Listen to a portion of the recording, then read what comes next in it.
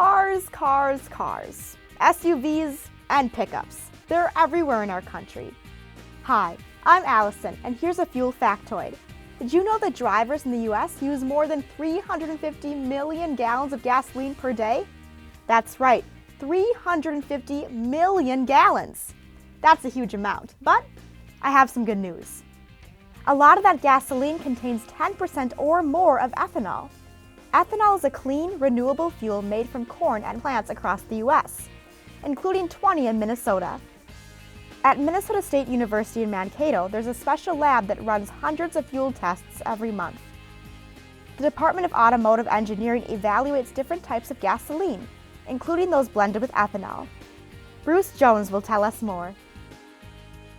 For several years now, we've been looking at the effects of different blends of ethanol and gasoline to add information to the knowledge pool about how these fuels operate in vehicles and engines, both long-term and short-term. We have really three different constituencies. One would be the buying public to gather information and try to find out how all types of renewable fuels and alternative fuels operate in vehicles and engines.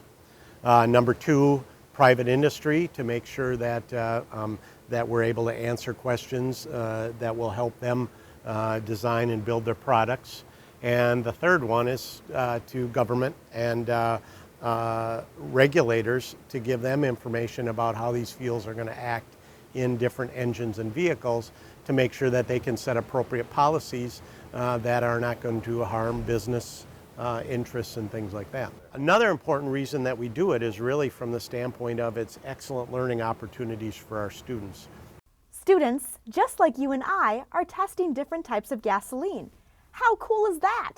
They measure engine performance on things like cars, ATVs, and yard tools like chainsaws and power trimmers. A testing program like this is important to make sure our fuel products perform well and are safe. It's a valuable service for anyone who uses gasoline. Here's an example of a test they're working on. This is a test where we're looking at 12 different Briggs & Stratton flathead older technology engines. Okay?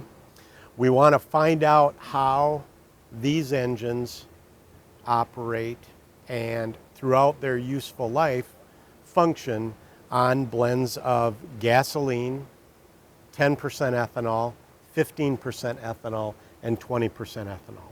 So what we have to do is we have to be very careful that we build a test that will limit all of the variables, so the only difference is the fuel that is going into the engine. We are seen as very objective. We strive very hard to enter any research study in a non-biased approach. Every one of the research projects that we've done includes students. And so it's an excellent learning opportunity for students to go in and to learn about, with regards to fuels, how these advanced fuels operate in engines, because they will eventually be leaving Mankato and going and getting careers in companies that may manufacture engines or vehicles or other types of systems. Our focus is on applied research, and that research that can very easily be taken by the consumer, companies, and government agencies to be able to make decisions. It's very, very close to them. So that is an important part of what we're doing. The testing that we've been doing here has been used by government agencies to develop policy. The recent E15 waiver for 15% ethanol had a number of our studies cited in them and was used by the federal government and the Environmental Protection Agency and the Department of Energy in their decision on ethanol blends and ethanol content.